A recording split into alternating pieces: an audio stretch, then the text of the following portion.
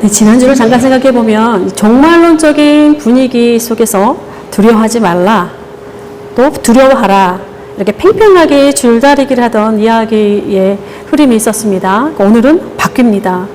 주요 논제는 맥락을 같이 하고 있는 것 같으나 하늘을 향하던 우리의 시선을 오늘은 땅으로 이제 가져옵니다. 오늘 우리는 무리에게 하시는 말씀과 제자에게 하시는 말씀을 하나의 단락으로 묶어서 살펴보고자 합니다. 오늘 읽었던 본문은 제자에게 하시는 말씀인데 그 앞에 있는 단락부터 같이 보고자 합니다. 거기는 무리 중에 이렇게 시작을 하는데 13절부터 그러니까 13절부터 21절까지를 전반부로, 그리고 오늘 지금 읽어드렸던 제자에게 시작하는 22절부터 34절까지를 후반부로 이렇게 하나로 묶어서 우리가 보겠습니다. 무리 중 한 사람이 등장을 합니다. 형제와 유산 문제로 갈등을 겪고 있습니다. 누가는 이 개인사의 문제를 공동체의 이야기로 이제 확장시키고 있는데, 대화에서 보면 유산을 어떻게 나눌까? 누가 더 정당한 요구를 하는가? 이런 시시비비를 따진 후에 윤리적 판결로 이어지는 내용은 아닙니다. 문제의 발단이 무엇인지, 누가 더 정당한지 이런 것들에 대해서도 아무런 정보가 없습니다. 다만 형이 유산을 다 가져가는 것 같은 상황, 그것 말고는 전해주는 것이 없습니다. 거기에 관심이 없다라고 하는 의미일 것 같습니다. 그 이야기 속에서 예수께서는 탐심이라고 하는 단어를 끄집어내셨습니다. 새 번역과 공동 번역에서는 탐욕이라고 번역되어 있는데, 이 단어의 의미를 보면 보다 많이 가짐, 보다 많이 받음, 보다 많이 원함이라고 하는 의미를 가지고 있습니다. 또 사전적 해석의 의미들 중에 이렇게 보면 고대인들에 대한 생각들을 이렇게 엿볼 수가 있는데, 평등에 대한 그런 이상을 많이 가지고 있는 것으로 나타납니다. 그래서 과다한 것은 그것이 무엇이든 상관없이 모두 다 다양한 방식으로 제한하려고 노력했음을 엿볼 수가 있습니다. 그래서 중용이라고 하는 것이 삶의 원리로, 또한 사회적인 정의로 자연스럽게 흘러갈 수 있었습니다. 그러니까 보다 많이 원하는 마음, 이 마음이라고 하는 것은 사람의 권리를 무시하는 방향으로 흘러가게 되어 있고, 최악의 경우에는 폭력과 전쟁을 유발하게 되어 있습니다. 인간의 탐욕이라고 하는 것이 그 끝을 알 수 없는지라 지금도 이 나라뿐만이 아니라 세계 곳곳에서 들려오는 아프고 슬픈 소식들은 다 여기에 걸쳐져 있습니다. 예수께서는 삶과 모든 탐심을 물리치라 그렇게 말씀합니다. 새 번역에서는 온갖 탐욕을 멀리하라, 공동 번역에서는 어떤 탐욕에도 빠져들지 않도록 조심하라, 이렇게 번역되어 있는데, 이 헬라 성경으로 보면 두 가지 동사가 연결되어 있습니다. 주목하다, 보호하다라고 하는 그런 단어입니다. 그러니까 풀어서 지적을 하면 보다 많이 원하는 너의 마음을 주목하여 잘 지켜보고, 보다 많이 원하는 것에서 너 자신을 보호하라라고 하는 것이 되겠습니다. 그러니까 재물에 대한, 재화에 대한 우리의 태도가 어떠해야 되는지 그 경계선을 설정하고 있는데, 특별히 이 보호하다라고 한 단어 같은 경우는 깨어있다라고 한 단어로도 사용이 됩니다. 그러니까 단어의 의미를 좀 확장시켜보면 깨어있어야 우리가 보호할 수 있습니다. 과연 우리 안에 지독하게 깊이 뿌리내린 이 탐욕으로부터 우리 자신을 어떻게 지켜낼 수 있을지, 우리가 어떻게 깨어 있을 수 있을지 예수께서는 비유 하나를 말씀하여 주십니다. 오늘 읽었던 본문입니다. 한 사람이 있습니다. 자신의 밭에 소출이 많습니다. 그 풍성함이 대단했던 것 같습니다. 자신이 가진 곳간이 비좁아서 더 크게 지어야 할 판입니다. 수년을 놀고 먹고도 되는 상황입니다. 이런 경우가 나의 경우라면 행복할 것 같습니다, 저는. 네, 여러분은 어떠실지 모르겠는데. 네. 근데 예수께서는 이러한 부자를 향하여 어리석다 이야기합니다. 뭐가 어리석다는 것일까? 내가 소출이 풍성함에 즐거워함이 마땅하고, 내 소출이 내 곳간에 들이는 것도 당연하고, 그 곳간이 저분이 넓게 확장하는 것이 자연스러운 일일진데, 게다가 19절처럼 말하지 않을 사람이 어디 있겠습니까? 우리가 재물을 쌓는 이유를, 고상한 이유를 이것저것 붙여대지만 솔직히 말하면 평안히 먹고 마시고 쉬고 즐거움이 아니겠습니까? 그것이 없다면 그것이 전혀 아닌 사람이 이 세상에 있을 수 있을까요? 그런 즐거움이 없다면 우리가 애써서 그 수고로운 시간을 견딜 수 있을까? 그런 생각을 해봅니다. 어쨌든 예수께서는 이 지극히 자연스러운 부자의 행보를 어리석다 이렇게 말씀하고 있습니다.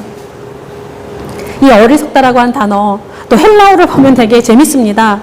이 어리석다라고 한 단어가 이렇게 쑥 들어가 있는 이 헬라어 단어의 어근에 보면 이 둘러싼 단어들을 보면 뭐냐면 생각하다, 생각이 깊다, 마음, 총명 이런 단어들로 이렇게 둘러싸여 있습니다. 이 어리석다라고 하는 단어를 마치 이 어리석다라고 하는 단어 하나가 이들의 바니어처럼 이렇게 쑥 하나 꽂아놓은 것처럼 그 어근에 딱 하나가 이 어리석다라는 단어가 있는데 이 단어들 사이를 그냥 유추해 본다면 생각이 깊지 않은, 생각이 없는 이라고 하는 의미로도 사용될 수 있을 것 같습니다. 순우리말로 어리석다라고 하는 의미도 미성숙한이라고 하는 의미를 가지고 있는데 또 이와 함께도 연결이 되고 있는 것 같습니다.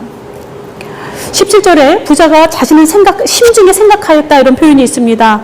그런데 예수께서 보기에는 실제로 생각이 없는 부자, 그러니까 생각의 깊이가 없는 조금 미성숙한 그런 사람을 보고 계신 것 같습니다.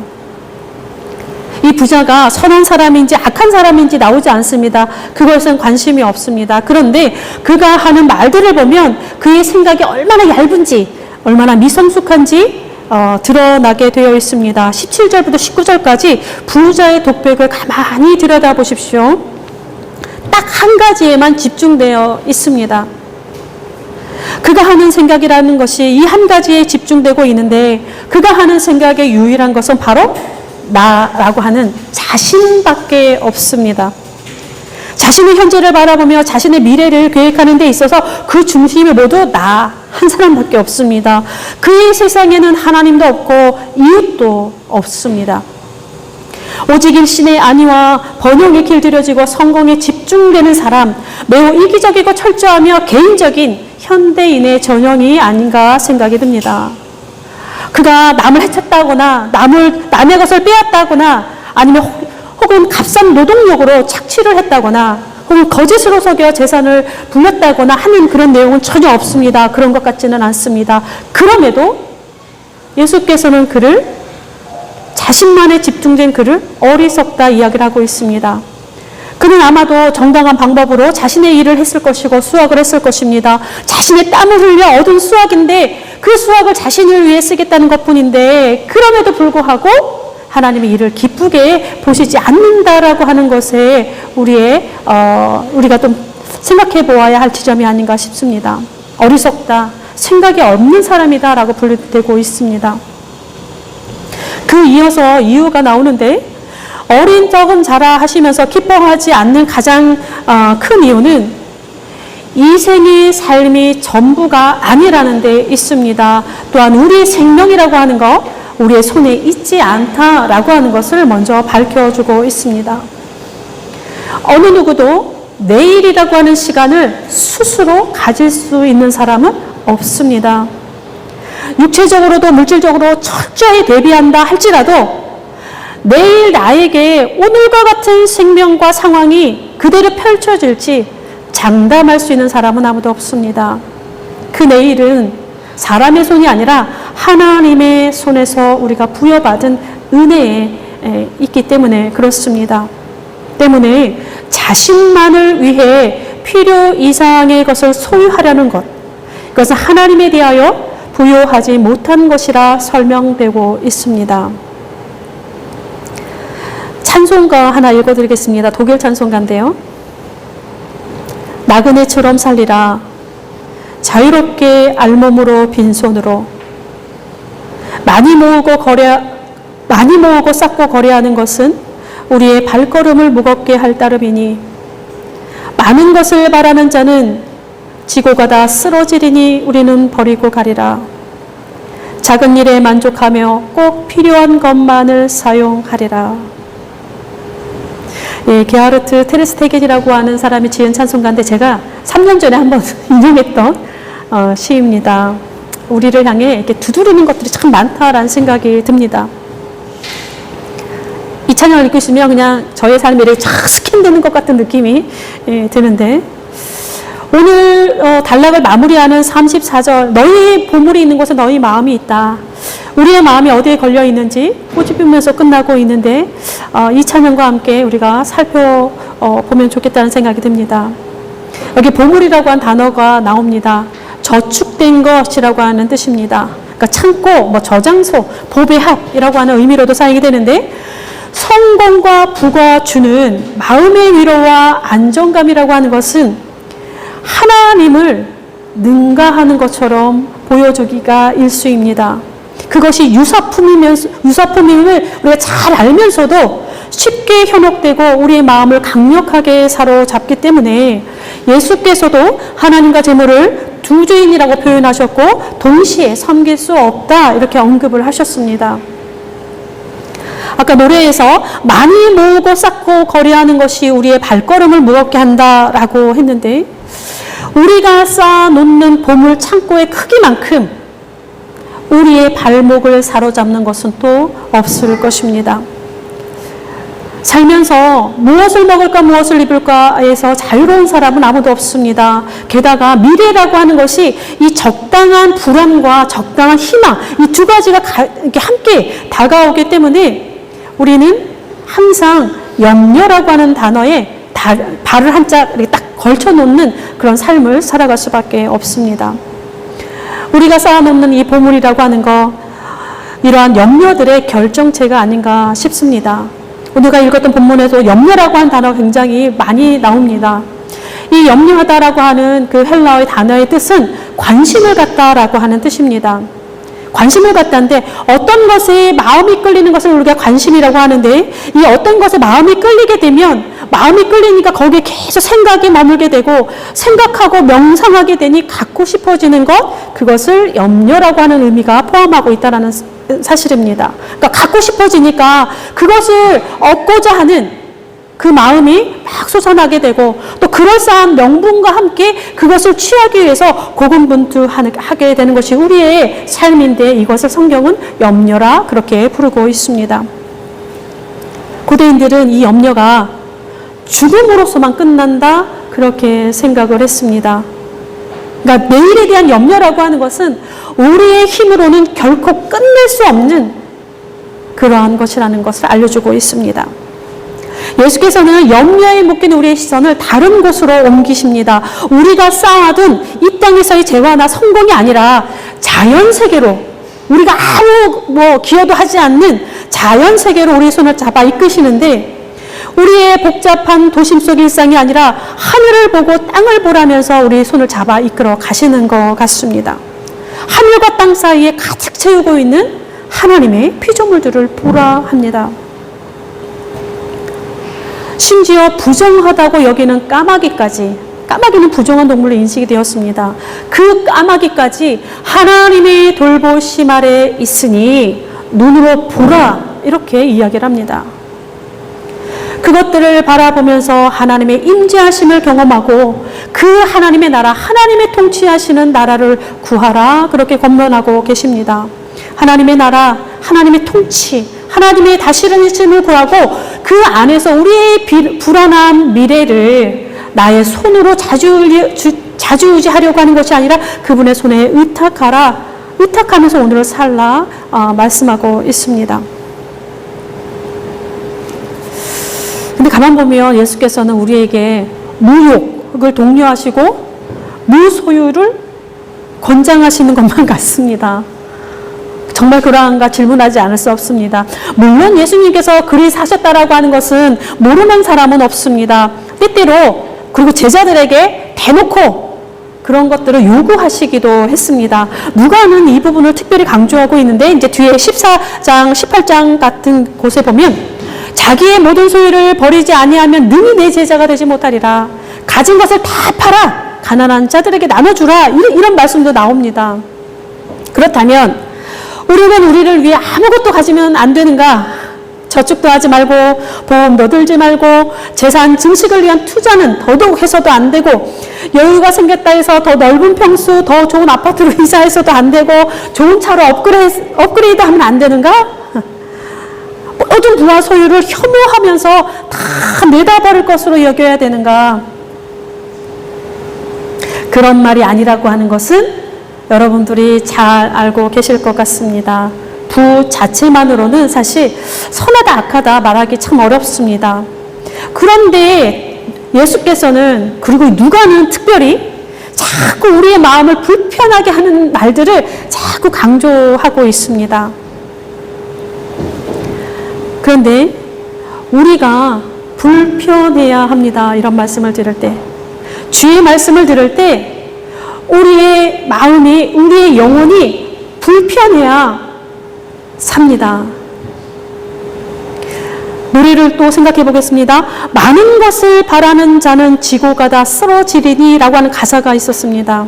이 우리의 부와 소유가 우리가 타고 가는 것이 아니라 우리가 지고 가는 것이다, 그렇게 지금 말하고 있습니다. 만몬이 가진 속성입니다.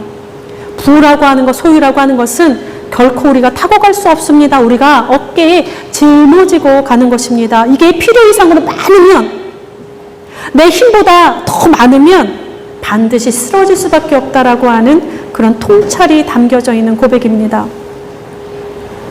부와 소유가 가진 힘이 우리가 상상하는 것보다 훨씬 더 강력하기 때문에 그렇습니다. 양날의 검으로 우리에게 다가옵니다. 삶의 의미와 가치를 가져다 주기는커녕 우리를 숨막히게 하는 그런 주체가 되기도 하고 하나님과 멀어지는 그런 강력한 힘을 발휘하기도 합니다.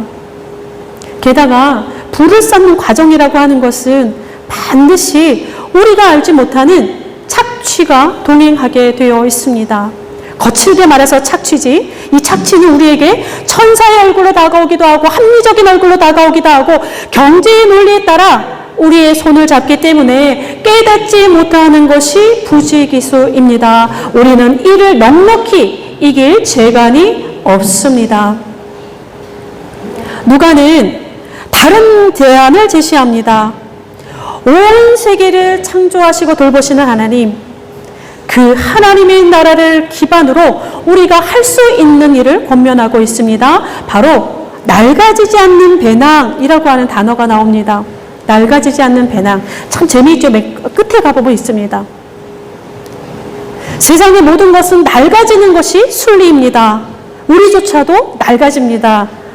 이것을 우리는 늙는다 이렇게 표현을 하는데 낡아지는 거지 않습니까? 이 낡다라고 하는 헬라어의 기본 의미는 오래전에라고 하는 의미를 가지고 있는데, 낡았다, 구식이다 라고 하는 의미로서 이제 점점 쓸모없는 것이 되기에 사라져야 할 것, 이것을 상징하고 있습니다. 새 포도주를 낡은 가죽 부대에 넣는 사람이 없고, 새 계약이 체결되면 옛 계약이 사라져야 하듯 낡는다라고 하는 것은 그다지 우리에게 유익을 주지 않습니다. 그래서인지 누가는 그 반대로 낡아지지 않는 배낭을 소개합니다. 여기 배낭이 헬라어로 뭔지 아십니까? 돈지갑이에요. 예, 우리가 조금 약간 우회적으로 표현해서 배낭인데, 낡아지지 않는 돈지갑을 만들나, 이게 거칠게 번역하면 이렇게 됩니다. 이 낡아지지 않는 배낭.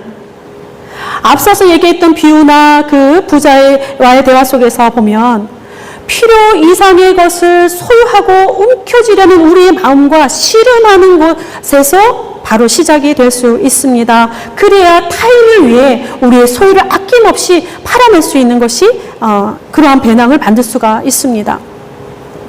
부자의 기준이 모호하고 상대적인 면이 많이 작용을 합니다. 나는 부자다 이렇게 생각하는 사람도 없습니다. 별로 없는 것 같습니다. 왜냐하면 자꾸 위를 보면서 자신을 비교하기 때문에 그렇습니다. 근데 어쨌든 가진 자들이 가진 자가 가져야 할 사회적인 책임과 공적 역할을 강조하고 있는 것이 누가복음의 특징입니다. 이는 우리의 신앙과 인격의 품격을 드러내는 지점이기도 합니다. 우리의 신앙이라고 하는 것, 우리의 인격이라고 하는 것은 나보다 못해 보이는 사람들, 그 사람들과의 만날 때 적나라하게 확 드러납니다. 가난한 이들, 연약한 자들을 내가 어떻게 대하는가, 내 소유를 어떻게 사용하는가에서 우리의 품격이, 인간으로서의 품격이 드러나는 것입니다. 단적인 예를 하나 들면, 대부분의 사회는 부자와 가난한 이들이 더불어 함께 상생하며 살아가지 않습니다. 사는 지역도 부촌 지역, 빈촌 지역 이렇게 다 구획되기 일쑤입니다. 그 구획선을 따라서 우리의 마음, 심리적인 경계선이 확 그어지고 사회적인 경계선까지 그어집니다. 차별이라고 하는 것이 시작이 됩니다. 겉으로는 티를 내지 않지만 나보다 못한 사람들이, 살아가는 사람들이 나의 경계를 넘어오는 것조차 싫어하는 것이 우리의 마음이라는 것입니다. 은지는 보고 싶지 않고 엮이기도 쉽지도 않아서 멀리 피해갑니다. 마치 강도 만나서 쓰러진 자를 보고 멀찍이 떨어져가는 레위인과 제사장처럼 그렇게 돌아갑니다. 그러나 교회는, 적어도 성도는 그리해서는 안 됩니다. 복음의 핵심에 언제나 가난하고 연약한 자들이 있음을 우리는 잊어서는 안 됩니다. 돈은 귀신도 춤추게 한다라는 말이 있더라고요. 교회가 중산층이 인맥 쌓기 좋은 곳으로 상류층의 사교 모임 장소로 전락해서는 안 됩니다. 사람이 좀 모인다 하여, 헌금이 들어온다 하여, 꽤 성전교가 두둑하고 능력이 있다 하여 입지 좋은 땅만을 찾아다니면서 더 크게, 더 아름답게 교회 짓기를 좋아한다면 오늘 성경에 나오는 부자와 다를 것이 무엇이 있겠습니까? 필요한 만큼만 나에게 남겨두고 다 팔아서 음지에 햇볕이 들게 하는 것에 우리의 마음을 쏟아야 합니다. 우리의 필요를 채우신 하나님을 터전 삼고 두둑하게 채운 낡아지지 않는 배낭을 둘러매면서 햇볕이 들지 않는 그늘이 어디인가, 햇볕이 필요한 음지가 어디 있는가 떠나는 것이 참 교회요, 참 제자라 할 수 있을 것입니다. 기도하겠습니다. 나그네처럼 살리라. 자유롭게 알몸으로 빈손으로. 많이 모으고 쌓고 거리하는 것은 우리의 발걸음을 무겁게 할 따름이니 많은 것을 바라는 자는 치고 가다 쓰러지리니 우리는 버리고 가리라. 작은 일에 만족하며 꼭 필요한 것만을 사용하리라. 주님, 우리의 신앙이 이렇게 노래하며 아름답기를 원하오니 우리를 도와주옵소서. 나그네처럼 이 땅을 사신 예수 그리스도의 이름으로 기도드립니다. 아멘.